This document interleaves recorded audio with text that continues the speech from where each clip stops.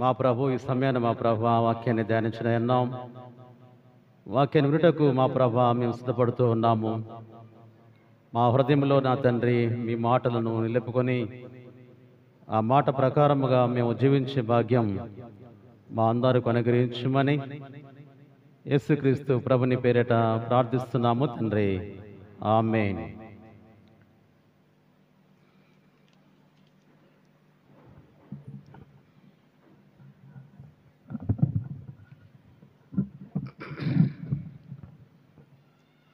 రక్షకుడు ప్రభు అయిన యేసుక్రీస్తు శుభనామమున మీ అందరకు శుభములు తెలియపరుస్తూ ఉన్నాను.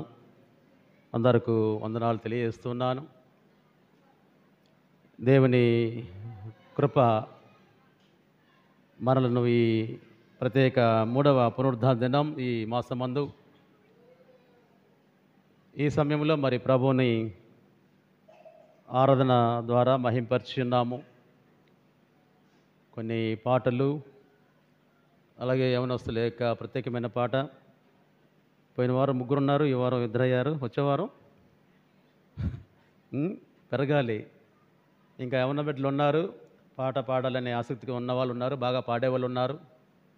అందరినీ కూడా మరి చేసే ప్రయత్నం దేవుని ఆరాధించడానికి మాత్రమే, దేవుని మహింపరచడానికి మాత్రమే. కాబట్టి ప్రతి ఒక్కరూ కూడా ముందుకు వచ్చి దేవుడు మనకిచ్చిన తలాంతు దేవుని మహిమ కొరకు వాడబడాలి.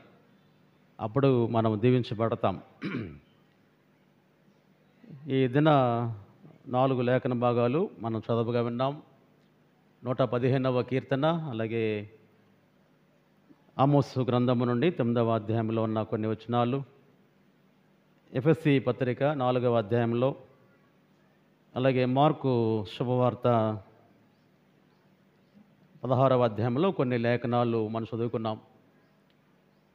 ఈ జనవరి 3వ ఆదివారానికి ఏర్పాటు చేసినటువంటి వాక్యము, ఒక అంశము ఏమిటి అంటే ఒకే శరీరము, ఒకే బాప్తిస్మము, ఒక్కటే బాప్తిస్మము అని అంశం ఇవ్వటం జరిగింది.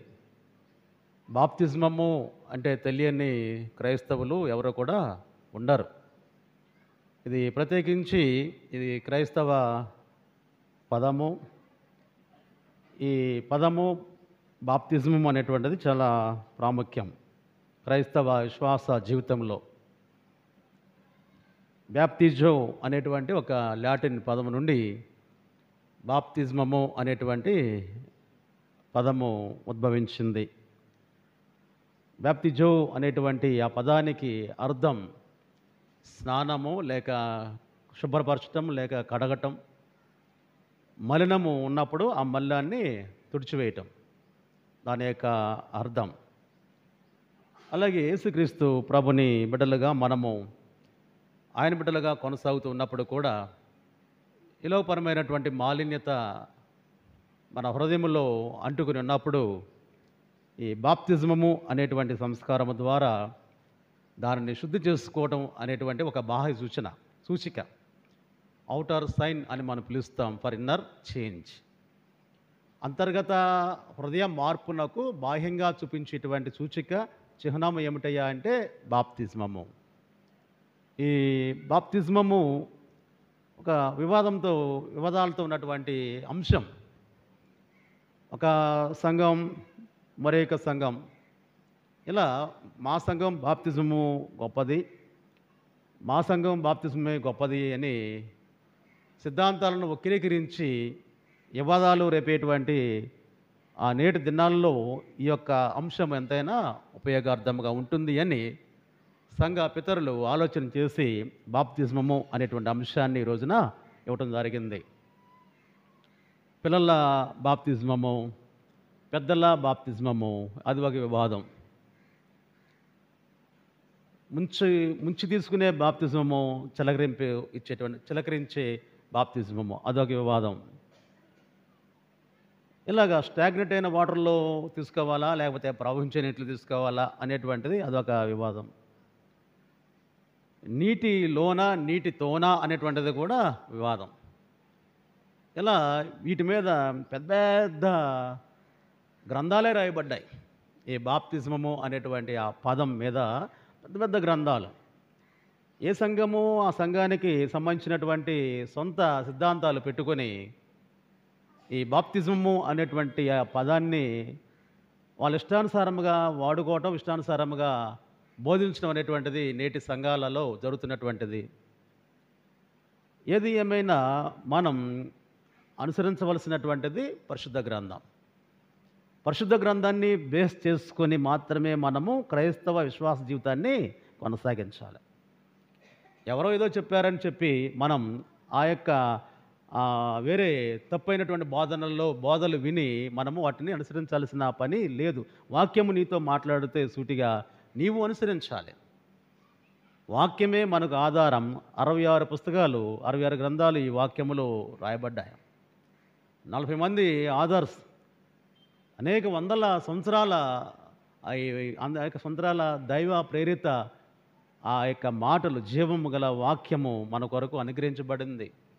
రచయితల కాలాలు వేరు, భాషలు వేరు, దేశాలు వేరు, అన్నీ కూడా వేరువేరు పరిస్థితులలో వారు లిఖితంగా దైవ ప్రేరేపణ బట్టి రాయబడి ఉండగా ఇది మనము అనుసరిస్తూ ఉన్నాము. ఆ మాటలను మాత్రమే మనము అనుసరించాలి. ఒకడు ముప్పుడే కరెక్ట్, ముంచితేనే కరెక్ట్ అంటాడు, చిలకరింపైనా కరెక్ట్ అంటారు. సంఘం దీని మీద ఆధారపడి, వాక్యం మీద ఆధారపడి ముందుకు వెళ్ళాలి. బాప్తిజంలో పేరు మార్చుకోవాలా వద్దా అనేటువంటిది కూడా ఒక ఆలోచన అంటూ ఉంటుంది. చాలామంది పేరు మార్చేని అంటారు. మారవలసినది పేరు కాదు కదా. ఏం మారాలి? లోపల హృదయము, అంతరంగము మారాలి. కానీ పైన పేరు ఉంటే, పైన పేరు మారిస్తే దానివల్ల ప్రయోజనము లేదు. ఇవన్నీ కూడా ఉన్నాయి. కానీ సిద్ధాంత రీత్యా మన సంఘము అనుసరిస్తున్నటువంటి విధానం బిబ్లికల్, వాక్యానుసారమైనటువంటి ఒక కొనసాగింపు. ఈ బాప్తిజము అనేటువంటి సంస్కారాన్ని స్వీకరించడంలో, ఆచరించడంలో మనం కొనసాగిస్తూ ఉన్నాం. కొన్ని దేశాలు నీళ్లు దొరకని దేశాలు ఉన్నాయి. కొన్ని దేశాలు మంచు నీరు, చెరువులు, కాలువలు కూడా మంచుతోనే కప్పబడతాయి. ఆ కాలంలో బాప్తిజం ఇవ్వాలంటే, ముంచాలి అంటే ఎక్కడ పాసిబిలిటీ అనేటువంటిది చాలా కష్టం. అలాంటి ప్రదేశాల్లో ఎంచుకున్నటువంటి మార్గాలు ఉన్నాయి. అలాంటి ప్రదేశాల్లో ఒక గ్లాసు నీళ్లు పట్టుకుని పైకి ఇసిరితే అది కింద పడేలోపు వయసుగడ్డ అయిపోయే దేశాలు కూడా ఉన్నాయి.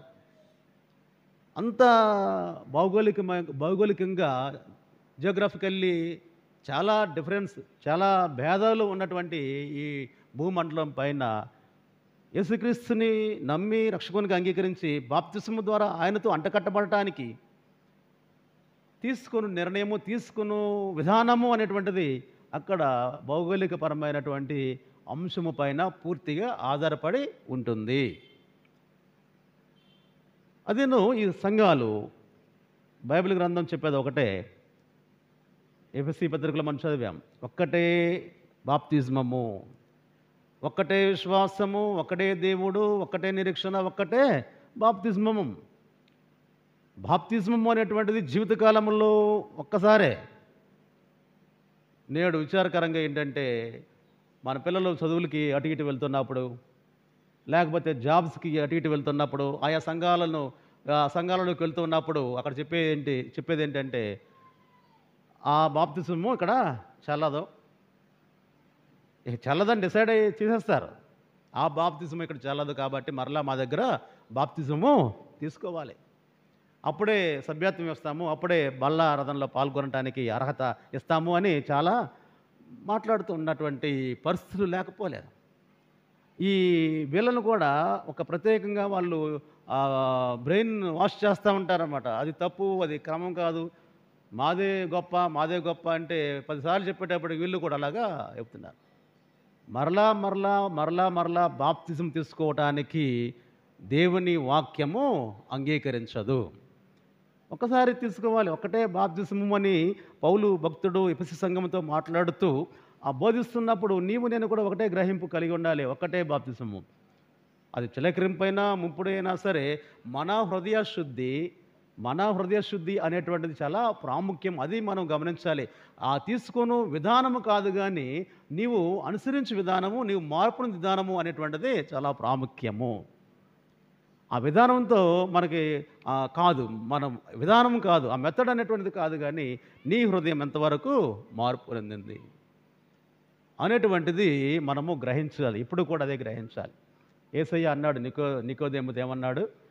ఒకడు నీటి మూలముగాను ఆత్మ మూలముగాను జన్మించితేనే కానీ దేవుని రాజ్యమును ప్రవేశించడు, దేవుని రాజ్యాన్ని చూడలేడు. నీటి మూలముగాను ఆత్మ మూలముగాను జన్మించాలి. ఆ టచ్ అనేటువంటిది, ఆ నీటి ద్వారా, నీటి స్పర్శ అనేటువంటిది చాలా ప్రాముఖ్యం.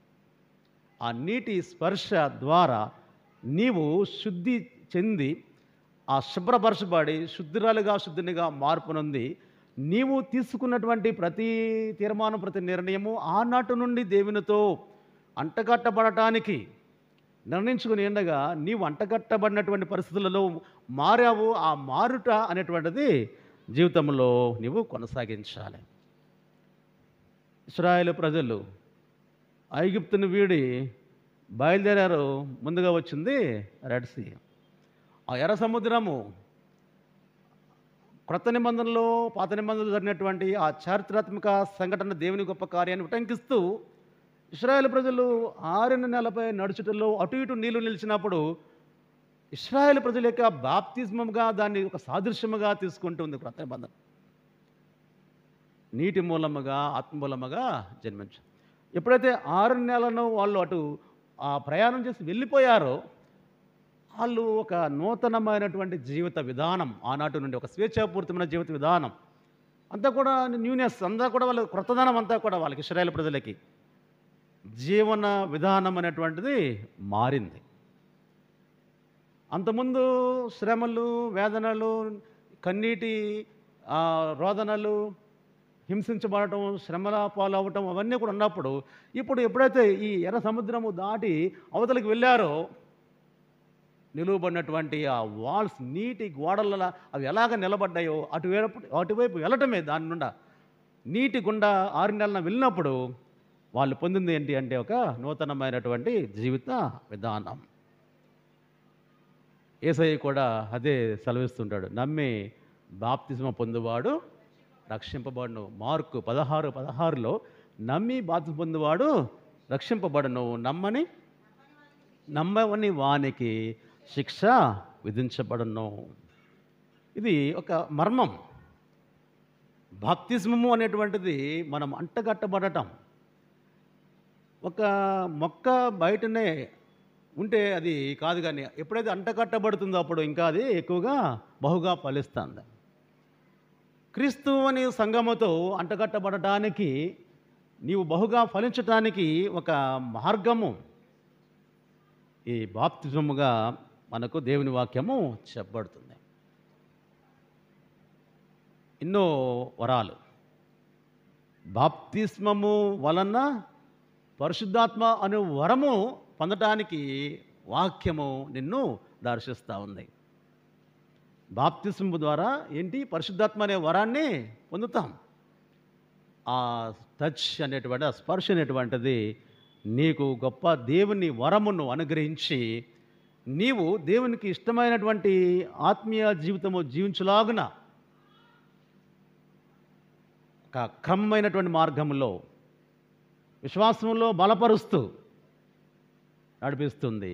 బాప్తిస్మం పొందవలసిన వాళ్ళు, పొందిన వాళ్ళు దేవుని వైపు చూసి దేవుని మార్గంలో నడుచుటకే. ఒక పుస్తకం చదువుతుంటే దానిలో చూశాను, మాకు చెప్పేవారు క్రైస్తవ విశ్వాసులు ఈ రోజున ఎలా ఉన్నారు? Hatching, matching, dispatching. విశ్వాసులు ఎలా ఉన్నారంట? Hatching, matching, dispatching. 3 సార్లు సంవత్సరం, అదే 3 సార్లు జీవితకాలంలో, లైఫ్ టైం థ్రైస్. నామకార్థ క్రైస్తవులు హ్యాచింగ్ అంటే పుట్టినప్పుడు ఇక్కడ తీసుకొస్తారు, పుట్టినప్పుడు ప్రార్థన చేయండి, బాలింత దేవాలయ ప్రవేశం, ఘనంగా అయ్యగారు చల్లని కానుపు దయచేసినందుకు వీరిని, తల్లిని, తండ్రిని అందరినీ కూడా గురించి ప్రార్థన చేస్తారు అయ్యగారు. హ్యాచింగ్ పుట్టినప్పుడు. మ్యాచింగ్ అంటే పెళ్ళి. మ్యాచింగ్ అప్పుడు ఇక్కడికి వస్తాడు, ఖచ్చితంగా రావాలి కాబట్టి. అది కూడా అవకాశం ఉంటే బయటే. చర్చి పెళ్ళి అంటే ఇక్కడికి ఉండాలి. డిస్పాచింగ్ అంటే వెళ్ళిపోయినప్పుడు ప్యాక్ చేసినప్పుడు ఖచ్చితంగా కొన్ని ఊర్లో అది మ్యాండేటరీ, చర్చి తీసుకొచ్చే వెళ్ళాలి. ప్రతి ఊర్లో చాలా వరకు చట్టం, అది ఒక శాసనం, అది ఒక చట్టం ఎప్పటి నుండో అనుసరిస్తున్నట్టు. హ్యాచింగ్, మ్యాచింగ్, డిస్పాచింగ్ అలా ఉండకూడదు.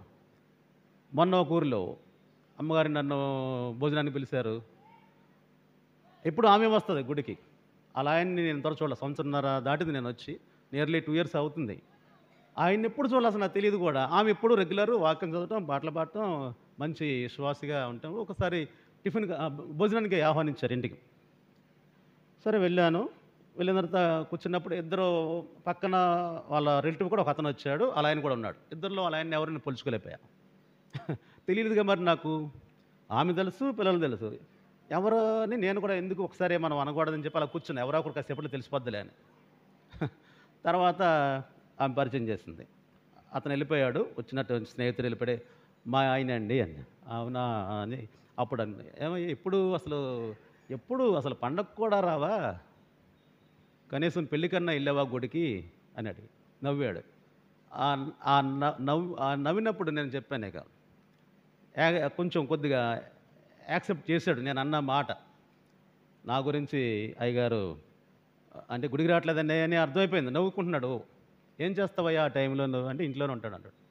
మరి వచ్చి ఒక గంట సేపు ఆరాధించడానికి ఏమైంది, నీవు నీ పిల్లలు, మీ భార్య పిల్లలు వస్తున్నారు, చర్చిలో యాక్టివ్గా ఉంటున్నారు, నీకేమైంది అంటే ఖచ్చితంగా వస్తానండి అని చెప్పాడు. పండుగ రోజు ఒక ఆర్టికల్ పంపాడు గుడికి. అంతే, మనిషి లేడు. కాగితం రాసి పంపాడు, పేరు అది చదవాలి, ప్రార్థన చేయాలని. సరే వస్తాడనే నమ్మకం నాకైతే ఉంది. అదే గుర్తొచ్చింది నాకు, హ్యాచింగ్, మ్యాచింగ్, డిస్పాచింగ్ అంటే. అలా ఉండకూడదు. నీ కుటుంబం, నీ పిల్లలు, మన బిడ్డలు, మనం దేవుని ఎదుట మనం ఎప్పుడు కూడా ఉండాలి. ప్రభా నీ ఇచ్చిన కుటుంబం. యెహోషువ ఏమన్నాడు, నేనును నా ఇంటి వారును యెహోవాను సేవించుదాం. అతను సేవిస్తున్నాడు కాబట్టి తన ఇంటి వారిని గురించి అంత నమ్మకంగా దేవుని ప్రజల ఎదుట తన గొప్ప సాక్ష్యం. మీరు ఎవరినైనా సేవించుకోండి, పోండి. అంతమంది దేవుని ద్వారా మేలు పొంది స్వాస్థ్యాలను పంచుకొని ఆ స్వాస్థ్యాలను అనుభవిస్తూ దేవుని దూరస్తులవుతున్నప్పుడు యెహోషువ తట్టుకోలేక ఒకసారి గ్యాదర్ చేశాడు. అందరిని కూడా పిలిచాడు, కమిటీ మీటింగ్ లాగా. అందరిని పిలిచి అక్కడ మాట్లాడాడు. ఏంటి మీరు చేసే పని, ఆ దేవత నీకు, ఈ దేవత నీకు, ఈ దేవత నీకు, ఏంటి నిజంగా దేవుణ్ణి మీరు సేవిస్తారా లేదా, లేకపోతే దాన్నే సేవిస్తే వెళ్ళిపోండి, బయలు దేవతకి వెళ్ళిపోండి. మీరు ఎవరిని సేవించినా సరే నేనును నా ఇంటి వారును యెహోవాను సేవించదాం అని గొప్ప ప్రార్థనాపరుడు, గొప్ప యుద్ధవీరుడు, గొప్ప నాయకుడు చెప్పినప్పుడు ప్రజలందరూ కూడా కరిగిపోయారు. అయ్యా నీవు చెప్పినట్లే మేము కూడా యెహోవానే సేవించాలి, కుటుంబముగా సేవించాలి అంటాడు కదా పౌలు గారే చెప్తుంటాడు. ఇంటి వారిని సంరక్షించకపోతే అవిశ్వాసి కంటే చెడ్డవాడట. ఇంటి వారిని సంరక్షించకపోతే, స్వకీయులను సంరక్షించకపోతే అవిశ్వాసి కంటే చెడ్డవాడు. విశ్వాసమైనా కావచ్చు, నీ భర్తను సంరక్షించుకోలేకపోతే, విశ్వాసమే కావచ్చు, నీ భార్యను సంరక్షించకపోతే, అక్కడ అర్థం ఏమిటంటే దేవునిలోనికి రాకపోతే, దేవుని సన్నిధిలోనికి రాకపోతే, దేవుని మందిరంలో రాకపోతే, తీసుకురాకపోతే నీ విశ్వాసమే కావచ్చు, కానీ నీ కుటుంబస్తులను బయట విడిచిపెడితే నీవు అంట అవిశ్వాస కంటే చెడ్డ అంట. అది కఠినమైనటువంటి మాటే.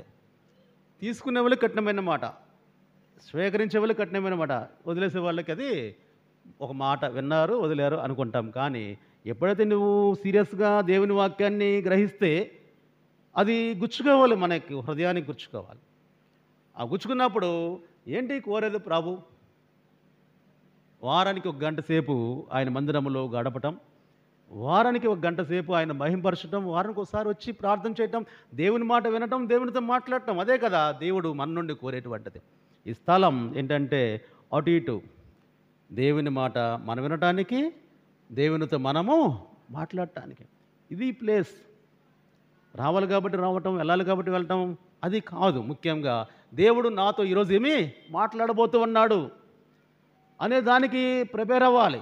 యాక్చువల్గా ఎప్పటి నుండి ప్రిపేర్ అవ్వాలి? సాటర్డే ఈవినింగ్ నుండి ప్రిపేర్ అవ్వాలట. శనివారం సాయంకాలం నుండి ప్రభా నీవు నాతో మాట్లాడు, ఏమి మాట్లాడబోతున్నావో నాకు నా కుటుంబానికి మేలుకరంగా ఉండాలని ఒకరోజు ముందు నుండే ప్రిపేర్ అవ్వాలట, సిద్ధపడాలి. రేపు పొద్దున్నే తినేదానికి ఈ రోజు నుండి ప్రిపేర్ అవుతాం కదా మన ఇంట్లో. రేపు పొద్దున్న ఇడ్లీలు వేసుకోవాలి, ఏం చేస్తాం? ఇడ్లీలు బాగా రావాలి, ఏం చేస్తాం? అమ్మో దానికి సిద్ధపాటు అవసరమే కదా. ఊరెళ్ళాలి, బట్టలు సర్దుకోవాలి. ఎప్పటి నుండి? 10 గంటల బస్సు అంటే 10 గంటలు సర్దుకుంటామా? ఒకరోజు ముందు నుండే తీసి పెట్టి మ్యాచింగ్ చూసి అది పెట్టి తీసి పెట్టి కదా. ఎంత ప్రిపరేషన్, అన్నిటికీ ప్రిపేర్ అవుతాం. దేవుడు మాట్లాడటానికి, దేవుని మాటలు అన్నిటికంటే ముఖ్యమైన మాటలు మన హృదయంలోకి వెళ్ళటానికి మాత్రము సిద్ధపాటు. గబగబా వచ్చేసి గబగబా వెళ్ళిపోతే ఒక మెకానిజం కాదు, మెకానికల్గా ఉండకూడదు. This is not a mechanism. అంటే ఆటోమేటిక్గా వెళ్ళిపోవడం కాదు. ఆ హృదయంలో ఏ ఆలోచనలు, ఆ హృదయంలో ఏ విధమైనటువంటి తలాంపులు, నువ్వు ఎక్కడున్నావు అక్కడే ఉండాలి. నీ మనసు, నీ ఆత్మ, నీ శరీరము ఒకచోటే, మైండ్ బాడీ సోల్ ఇక్కడే ఉండాలి కదా.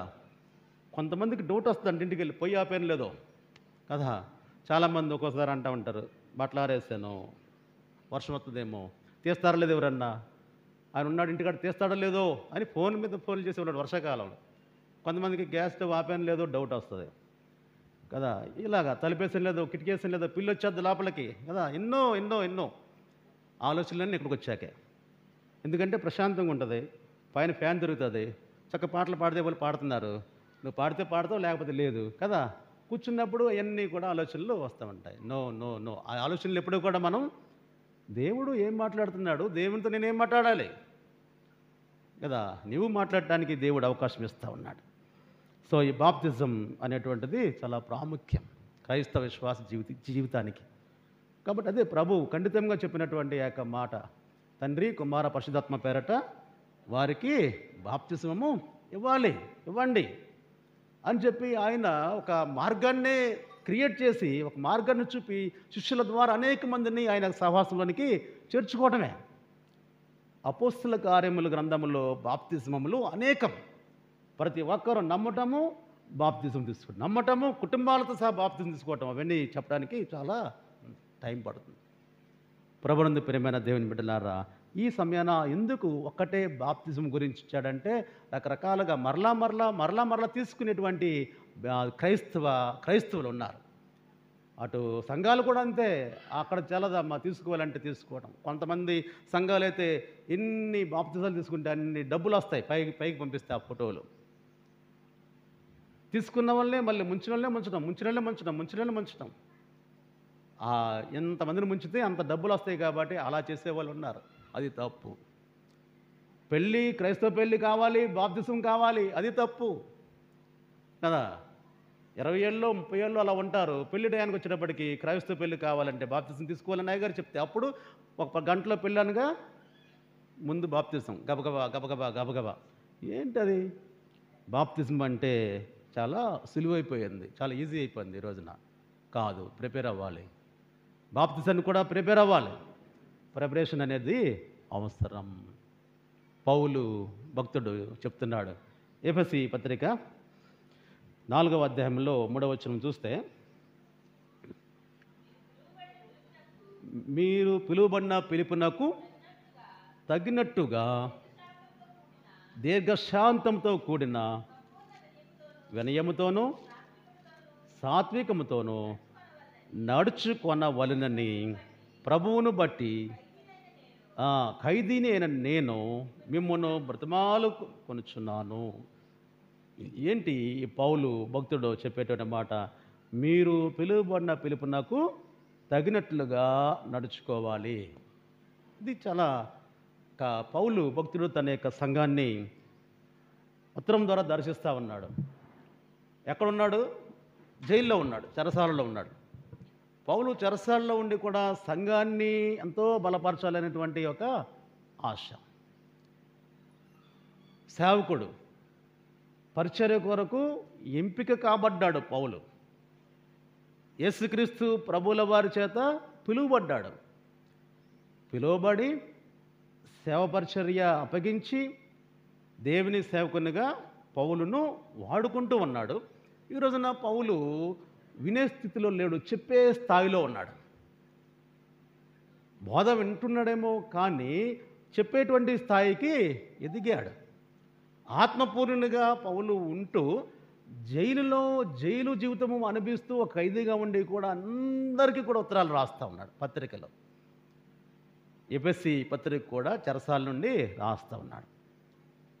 చెరసాలంటే ఏదో ఈరోజు ఉన్నట్టుగా కాదు. చీకటి కొట్టు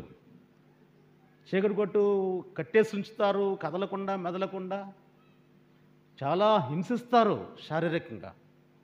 ఆ హింసలో సైతం తాను తీసుకునే నిర్ణయము ఉత్తరము రాయటం. అంటున్నాడు, మీరు పిలువబడిన పిలుపునకు తగినట్లుగా జీవించాలి. తన యొక్క హృదయంలో ఒక భావము తెలియపరుస్తున్నాడు, పిలుపునకు తగినట్లుగా జీవించాలి.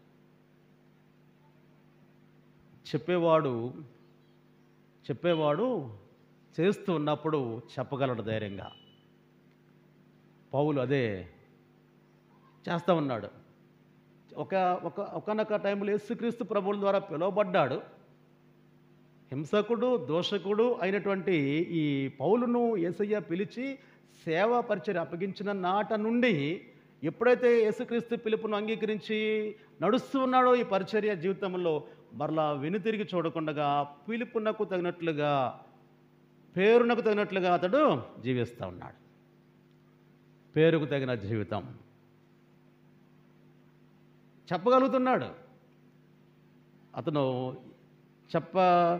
చెప్తూ తను ఏ రీతిగా పేరు తగిన జీవితం జీవించడానికి ప్రయత్నిస్తున్నాడో కూడా వాక్యంలో చూడగలం. మొదటి కొరింథీయులకు రాసిన పత్రికలో 9వ అధ్యాయంలో 27వ వచనం చూస్తే అతను ఏ రీతిగా చదవమ్మా. గాలికి కొట్టినట్లు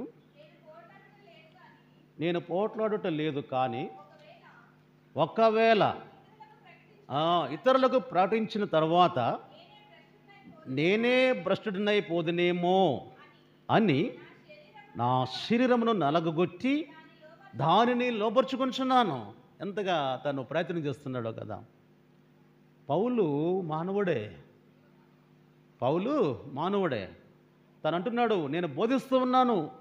ఇతరులకు బోధించిన తర్వాత, మాటలు చెప్పిన తర్వాత, ప్రసంగించిన తర్వాత నేనే ఒకవేళ పడిపోతానేమో, భ్రష్టుడిని అయిపోతానేమో కదా.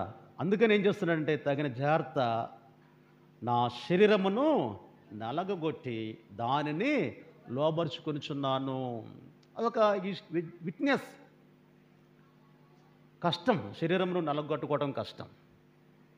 కానీ నలగొట్టుకున్నాడంటే త్యాగం. తనకిచ్చినటువంటి ఆ శరీరము తన పైన రాజ్యము చేయకుండా తనను ఏలకుండగా శరీరమునే లోపరుచుకుంటున్నాడట.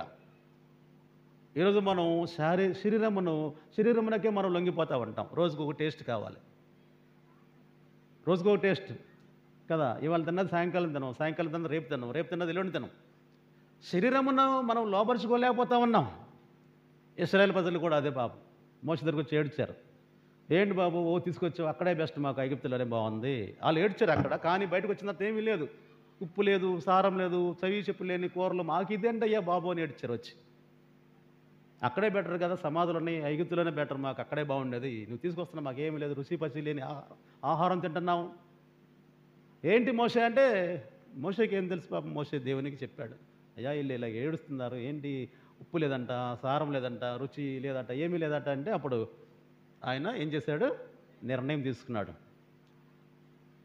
తీసుకుని వాళ్ళకి వెక్కసమయ్యే వరకే, నాన్ వెజిటేరియన్ వెక్కసమైపోయింది, వద్దు బాబో అన్నంత పెట్టేశాడు దేవుడు. ఒక్కసారే ఇక పైనుండి కుమ్మరించాడు.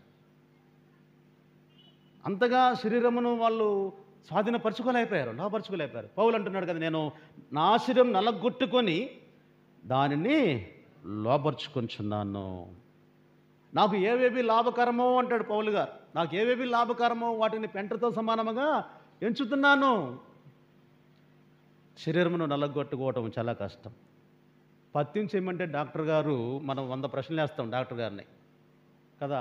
ఎప్పటి వరకు చేయాలండి, ఎన్ని రోజులు చేయాలండి, కనీసం గుడ్డన్న తినొచ్చా, చేపన్న తినొచ్చా, మనం అడుగుతూ ఉంటాం. ఆయన తినగలిగితే చెప్తాడుగా, మళ్ళీ ఆయన గుర్తు చేస్తాం మనం, చేపన్న తినొచ్చా లేదా గుడ్డన్న తినొచ్చండి అంటాం. అంటే ఈ శరీరము మన పైన ఏలిక, మన శరీరము మనల్ని లోపరుచుకుంటుంది, కానీ మన శరీరాన్ని మనం లోపరుచుకోలేకపోతున్నాం. పత్యం చేయమంటే చాలా కష్టం కదా. మనం డైలీ మనం చూసే ఇదే, మన ఇళ్ళలో చూస్తాం, మన చుట్టాల్లో ఎక్కడైనా కానీ కనపడుతూనే ఉంటుంది ఇలాంటిది. మన శరీరం లోపరుచుకోలేం. పౌలు అంట, నేను లోపరుచుకుంటున్నాను. శరీరము ఆటంకంగా ఉంది. పిలుపునకు తగినట్లుగా జీవించడానికి శరీరము ఆటంకం, పేరుకు తగిన జీవితం జీవించడానికి శరీరం అడ్డం. కాబట్టి ఆ శరీరము అడ్డమైన దాన్ని తీసేయాలి. అభ్యంతరకరంగా ఉంది శరీరము, ఆ శరీరమును నలగొట్టుకుంటూ ఉన్నాడట. ఎంతగా తాను చెప్పి భ్రష్టుడు అవుతానేమో ఒకవేళ, అంతేగా చెప్పి చేయకపోతే ఏంటి నేను చెప్పేది అనుకుంటా, చేసి చూపిస్తూ ఉన్నాడు. అందుకే చెప్తున్నాడు ఇక్కడ ఎఫెసీ సంఘంతో మాట్లాడుతున్నాడు. అంటే పిలుపునకు తగినట్లుగా మీరు జీవించాలి, నడవాలి. ఈ జీవిత విధానము, పెరుగుతున్న జీవిత విధానం జీవించాలి. ఈ జీవితానికి ఒక పర్పస్, ఈ లైఫ్కి ఒక పర్పస్ ఉందంట. ఎప్పుడు కూడా అది ఈ లైఫ్కి ఒక పర్పస్, జీవితానికి ఒక పర్పస్ ఏమిటంటే ఎప్పుడు కూడా సంతోషమే కాదట, ఎప్పుడు సంతోషించడానికే కాదట ఈ life. To be useful, to be honour. అది ఈ జీవితము ద్వారా దేవుని గణపరచడానికి, ఈ జీవితము దేవునికి ఉపయోగార్థంగా, ఇతరులకు ఉపయోగార్థం ఉండటానికి, అత్యంత కనికరమును కూడా మనం చూపించడానికి ఈ శరీరమునకు ఒక ఉద్దేశం దేవుడు నిర్ణయించాడు. ఒక బుక్లో చూశాను, దేవుని ఇది ఒక ఏంటి అంటే, ఈ అత్యంత భయంకరమైనటువంటిది దుఃఖాన్ని కలిగేసేది మరణం. ఆ యొక్క మరణము కంటే ఇది పేరుకు తగిన జీవితము జీవించకపోవటమే అత్యంత భయంకరమైన దుఃఖమట, దుఃఖాన్ని కలుగజేస్తుంది. పేరుకు తగిన జీవితము జీవించకపోతేనే. ఆ మరణము కంటే దీనిని ఎక్కువగా పోలుస్తూ ఉన్నాడు గ్రంథకర్త. మరణం అంటే భయము తెప్పించేది మరణము, దుఃఖాన్ని తెప్పించేది మరణము కాదు, కానీ పేరుకు తగిన జీవితము జీవించకపోతేనే దుఃఖము కలుగజేస్తుంది.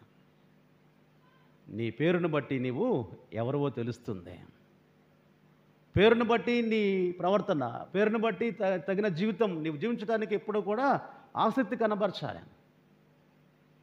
దేవుడు నిన్ను నన్ను కూడా ఎంతగానో ప్రత్యేకపరిచిన అది ఇప్పుడు కూడా మర్చిపోకూడదు.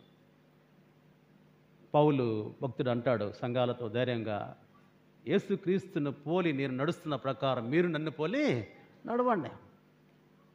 నేను ఆయన్ని పోలి నడుస్తున్నా, యేసయ్యను పోలి నేను నడుస్తున్నాను, ఆయనను నేను ఇమిటేట్ చేస్తున్నా నా జీవితం ద్వారా. కాబట్టి మీరు నన్ను అనుసరించండి, అనుకరించండి, ఇమిటేట్ చేయండి. యేసుక్రీస్తు ఎలా ప్రభు క్షమించాడో, ఎలా కనికరించాడో, ఎలా మాట్లాడాడో, ఎలా ప్రార్థించాడో, ఎలాగా కనికరం కలిగి ఉన్నాడో, ఎలాగ ఆయన బాధ్యుడిగా ఉన్నాడో, అలాగా నేను నా పిలుపునకు తగినట్లుగా నేను యేసయ్యను పోలి నడుస్తున్న ప్రకారం మీ పిలుపుని తగినట్లుగా మీరు కూడా నన్ను పోలి నడవండి. ఆయనకు కలిగినటువంటి ఈ మనస్సు మీరు కూడా కలిగి ఉండాలంటున్నాడు పౌలు. బహుగా వేదన,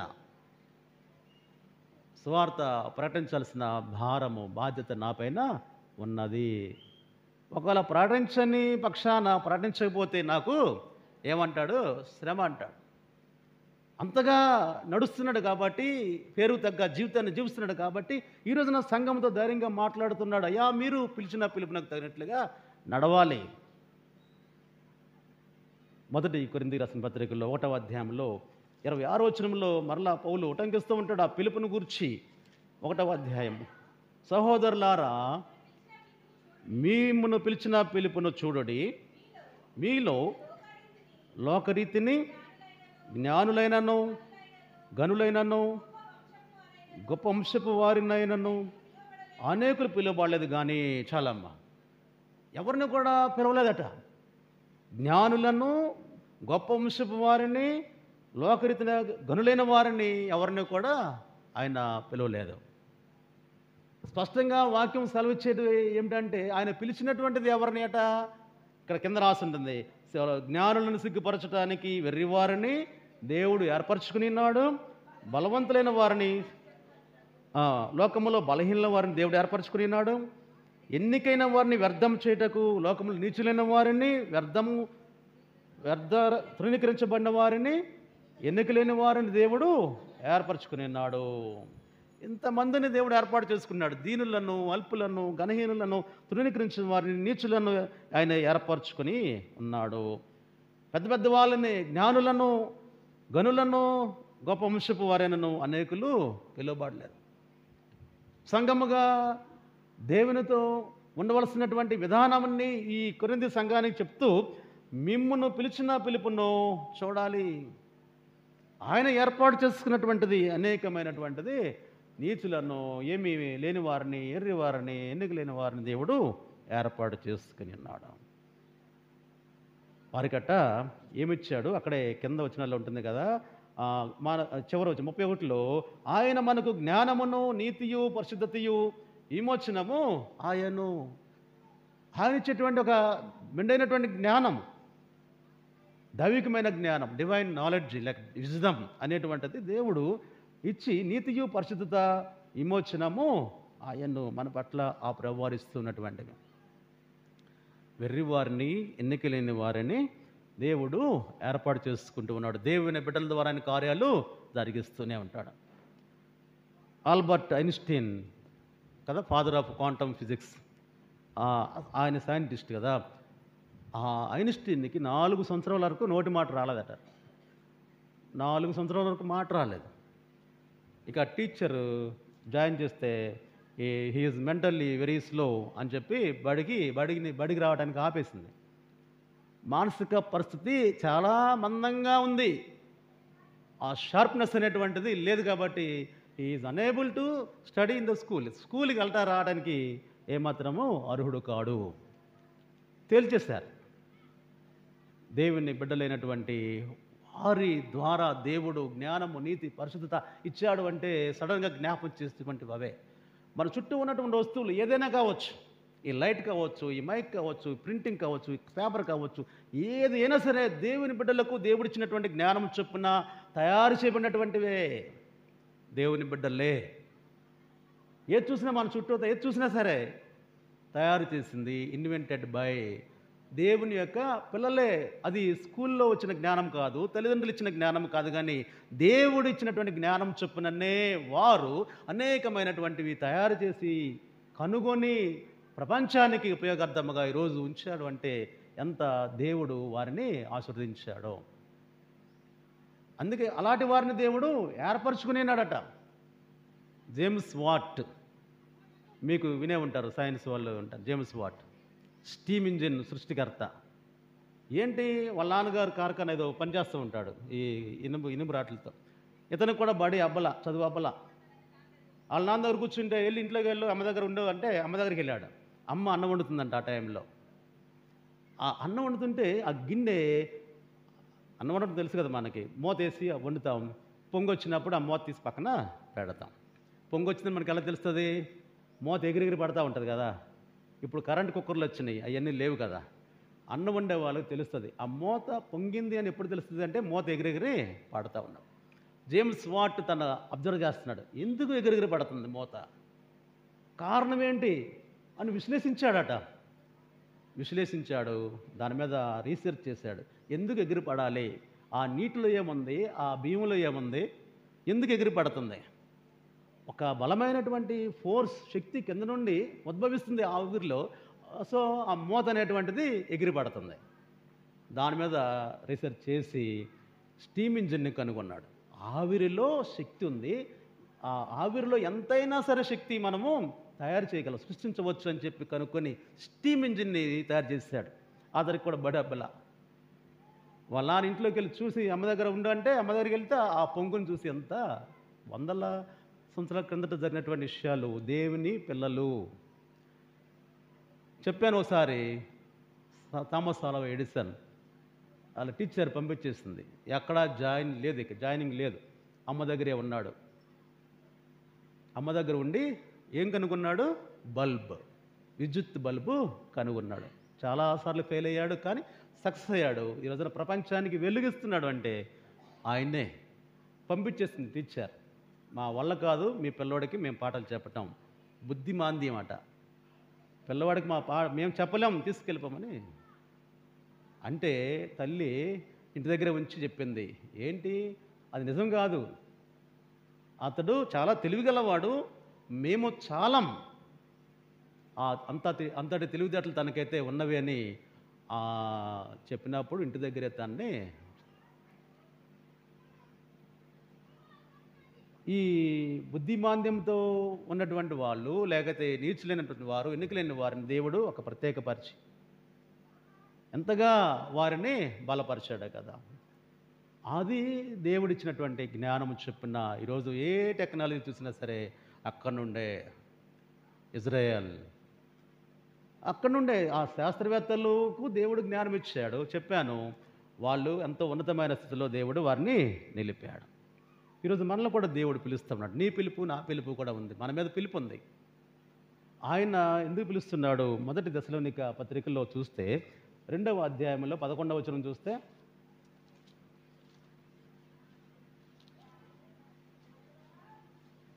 మొదటి దశలోనిక 2:11లో తన రాజ్యమునకు మహిమకును మిమ్మును పిలుచుచున్న దేవునికి తగినట్టుగా మీరు నడుచుకొనవలెనని మేము మీలో ప్రతి వారిని హెచ్చరించుచు, ధైర్యపరచుచు, సాక్ష్యమిచ్చుచు, తన తండ్రి బిడ్డల ఎడల నడుచుకున్న రీతిగా ప్రతి వాని ఎడల మేము నడుచుకుంటామని మీకు తెలియను. తన రాజ్యమునకు మహిమకు మిమ్మును పిలుచున్న దేవునికి తగినట్టుగా మీరు నడుచుకోవాలి. ఎక్కడికి పిలుస్తున్నాడు దేవుడు? తన రాజ్యమునకు, తన మహిమకు ఆయన బిడ్డలైన మనందరినీ కూడా పిలుస్తూ ఉన్నాడు. ఆయన బిడ్డలమైన మనలను ఆయన రాజ్యానికి ఆయన ఆహ్వానిస్తూ ఉన్నాడు. ఆయన మహిమకు ఆయన మనలను ఆహ్వానిస్తూ ఉన్నాడు. ఇది మన జీవితాలపైన దేవుని యొక్క ఉద్దేశం. ఇంకా దేవుని ఉద్దేశం ఇంకొక మాట చెప్పి నేను ముగిసిపోతున్నాను. యెషయా గ్రంథంలో కూడా ఉంటుంది దేవుని యొక్క ఆలోచన. 43వ అధ్యాయంలో 7వ వచనం చూస్తే, 43:7లో 43:7 నా మహిమ నిమిత్తము నేను సృజించిన వారిని, నా నామం పెట్టబడిన వారిని అందరినీ తెప్పించము, నేనే వారిని కలుగజేస్తుని, వారిని పుట్టించిన వాడను నేనే. ఎందుకట ఆయన్ని పుట్టించాడు, మనల్ని పుట్టించాడు? నా మహిమ నిమిత్తము నేను సృజించిన వారిని. ఆ సృజించటంలో, సృష్టిలో ఒక ఉద్దేశం నీపైన నాపైన. దేవుని యొక్క ఉద్దేశం ఏమిటయ్యా అంటే ఆయనను మహిమ నిమిత్తం, ఆయన మహిమ నిమిత్తమే మనలను ఆయన పుట్టించాడట. కారణాలు ఉన్నాయి, ఉద్దేశాలు ఉన్నాయి. Reasons are there. నీ పుట్టుక గురించినటువంటి ఉద్దేశం నీపైన అనేటువంటి వాక్యములో దేవుడు సెలవిస్తూ ఉన్నాడు. నా మహిమ నిమిత్తము నేను సృజించిన నా బిడ్డలను నా యొద్దకు రప్పించండి. అందుకే ఇక్కడ అంటాడు, దశలోనికల పౌలు గారు అంటాడు కదా, దేవుని రాజ్యమునకును తన మహిమకు మనలను ఆయన ఆహ్వానిస్తూ ఉన్నాడు. ఆహ్వానిస్తూ ఉన్నప్పుడు ఆహ్వానం పొందినట్టు మనం దానికి తగినట్లుగా ఉండాలి. తగినట్లుగా లేని వారిని పంపించాడు. రాజుగారు గొప్ప విందుని ఏర్పాటు చేశాడు కదా. ఒక రాజుగారు గొప్ప విందు ఏర్పాటు చేశాడు, అనేక మందిని పిలిచాడు, ఆహ్వానించాడు. కానీ చాలామంది రాలేదు. ఎందుకు రాలేదు అని వాకపు చేస్తే ఏవో కారణాలు చెప్పారు, ఏదో సాకులు కారణాలు ఏదో చెప్పారు. అయితే పనులకు చెప్పాడు, వెళ్ళి ఎవరంటే వాళ్ళని పిలిచేయండి, అందరినీ పిలిచేయండి అన్న. అందరూ వచ్చేసారు. ఆ ఆహ్వానము అందుకున్న వారందరూ కూడా లోపలికి వచ్చారు, పెండ్లి విందులోనికి, రాజుగారి విందులోనికి. ఆ ఆహ్వానానికి తగినట్టుగా లేని వారిని బయటికి పంపించాడు.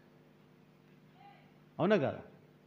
ఆహ్వానానికి తగినట్టుగా సిద్ధపడి రాలా కొంతమంది, వాళ్ళని మట్టుకు బయటికి పంపించాడు. ఎవరైతే ఆహ్వానానికి, ఆ పిలుపునకు తగినట్టుగా వచ్చారో లోపలికి వాళ్ళు ఉంచాడు. కానీ తగినట్టుగా రాని వారిని, తగినట్టుగా సిద్ధపడిన వారిని బయటికి పంపించాడు. రాజుగారు చూస్తూ ఉన్నాడు, గొప్ప విందుకు వచ్చిన వాళ్ళందరినీ కూడా చూస్తూ ఉన్నాడు. కొంతమంది వస్త్రాలు మంచిగా రాలా. ఏవి రాజుగారి దగ్గర వచ్చినప్పుడు ఎలా రావాలి, ఎలా ఉండాలి, మీరు లేరు కాబట్టి వారిని బయటికి లైక్ దట్. మనలో కూడా అదే ప్రభావం. దేవుని రాజ్యానికి, దేవుని మహిమకు ఆయన మనలను పిలుస్తూ ఉన్నాడు. కాబట్టి పిలుపునకు తగినట్టుగా నీవు నేను కూడా ప్రవర్తించాలి అని ఎఫెసీ సంఘముతో పరిశుద్ధుడైన పౌలు బోధిస్తూ ఉన్నాడు.